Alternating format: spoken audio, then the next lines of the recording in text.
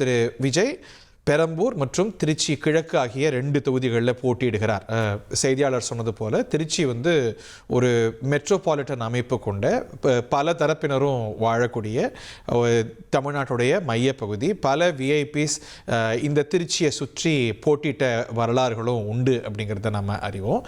செல்வி ஜெயலலிதாவை பொறுத்த வரைக்கும் திருச்சி தொகுதிக்கு உட்பட்டு திருவரங்கம் தொகுதியில் அவர் களமிறங்கினார் என்பது குறிப்பிடத்தக்கது. கலைஞர் கருணாநிதி அவர்களும் கூட திருச்சியோட பெரிஃபெரி, திருச்சின்னு சொல்ல முடியாது, கரூர் மாவட்டம் குளித்தலை தொகுதி தான் அவருடைய முதல் சட்டமன்ற தொகுதி என்பதும் குறிப்பிடத்தக்கது. திருச்சி தமிழ்நாட்டுடைய ஒரு மைய பகுதி. ஸோ இந்த மாதிரியான கணக்குகளுக்காக பல விஐபிக்கள் திருச்சியிலிருந்து தங்களுடைய பிரச்சார பயணங்களை எல்லாம் தொடங்கியதை பார்த்துருக்கோம்.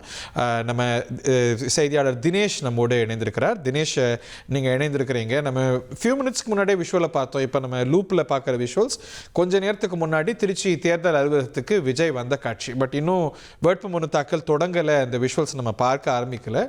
Why this delay? வணக்கம். அதாவது தற்போது தமிழக வெற்றி கழகத்தினுடைய தலைவர் விஜய் திருச்சி மாநகராட்சியினுடைய மண்டலம் 2 அலுவலகம், அதாவது மரக்கடை பகுதிக்கு அருகே அமைந்திருக்கக்கூடிய இந்த அலுவலகத்தில் தற்போது வேட்புமனுவை தாக்கல் செய்வதற்காக அலுவலகத்துக்கு உள்ளே சென்று அதற்கான நடைமுறைகளை பார்த்து வருகிறார்.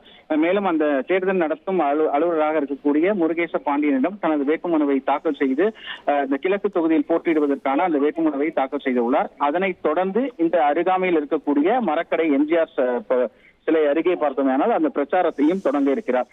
குறிப்பாக இந்த சற்று நேரத்திற்கு முன்பாக, அதாவது அவர் இங்கே இந்த மண்டல அலுவலகத்திற்கு கிட்டத்தட்ட ஒரு அரை மணி நேரம் வெளியவே காத்திருந்தார். அதற்கு முன்பாக சுயேட்சை வேட்பாளர் ஒருவர் வேட்புமனு தாக்கல் செய்த நிலையில இவர் அவருடைய பிரச்சார வாகனத்திலேயே சிறிது நேரம் காத்துக் கொண்டிருந்தார். அதனைத் தொடர்ந்து தற்போது சிறிது நேரத்திற்கு முன்பாக உள்ளே சென்று அந்த வேட்புமனுவை தாக்கல் செய்வதற்காக அந்த அலுவலகத்துக்கு உள்ளே சென்றுள்ளார். மேலும் அவருடன் பார்த்தோமேயானால் இங்க இருக்கக்கூடிய முன்னாள் அமைச்சர்களாக இருக்கக்கூடிய செங்கோட்டையன் மற்றும் கூப்பா கிருஷ்ணன் ஆகியோரும் உள்ளே இருக்கின்றனர். மேலும் மாற்று வேட்பாளராக கூப்பா கிருஷ்ணன் அவருடைய மகனாக இருக்கக்கூடிய சிரஞ்சீவி அவரும் அந்த மாற்று வேட்பாளருக்கான மனுவையும் தாக்கல் செய்ய இருப்பதாகவும் இந்த தகவல் கிடைத்திருக்கிறது.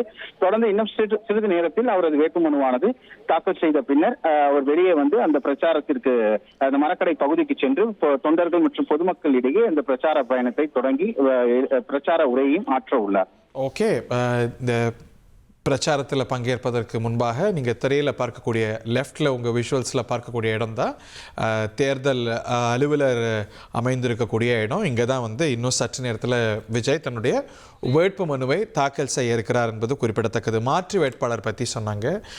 லால்குடி சட்டமன்ற வேட்பாளராக களமிறங்கக்கூடிய முன்னாள் அமைச்சர் கூப்பா கிருஷ்ணனுடைய மகன் தான் மாற்று வேட்பாளர் அப்படின்னு பல நேர்களுக்கு தெரிந்திருக்கும். ஒவ்வொரு வேட்பாளரும் ஒரு ஆல்டர்னேட் கேண்டிடேட்டை போடணும். ஒரு ஃபார் டெக்னிக்கல் ரீசன்ஸ் அவங்களுடைய வேட்பு மனுவில் சிக்கல் இருக்குமையானா அவங்க ஆல்டர்னேட் வேட்பாளரை களமிறக்குவாங்க.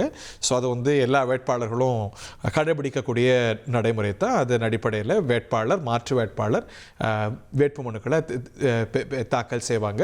திரு விஜய் திருச்சி கிழக்கு சட்டமன்ற தொகுதியில் போட்டியிடக்கூடிய நிலையில் அங்கே மாநகராட்சி அலுவலகத்தில் ரிட்டர்னிங் ஆஃபீஸர் முன்பு இன்னும் matter of minutes or seconds வேட்புமனு தாக்கல் செய்ய வந்துவிடுவார். 1,27,00,000 மனங்களை வென்ற தந்தி டிவி யூடியூப் சேனல். தவிர்க்க முடியாத தம்ப்நெயில்ஸ், கலக்கலான கான்டென்ட்ஸ். நீங்களும் இந்த குடும்பத்தில் இணைய இப்பவே சப்ஸ்கிரைப் பண்ணுங்க.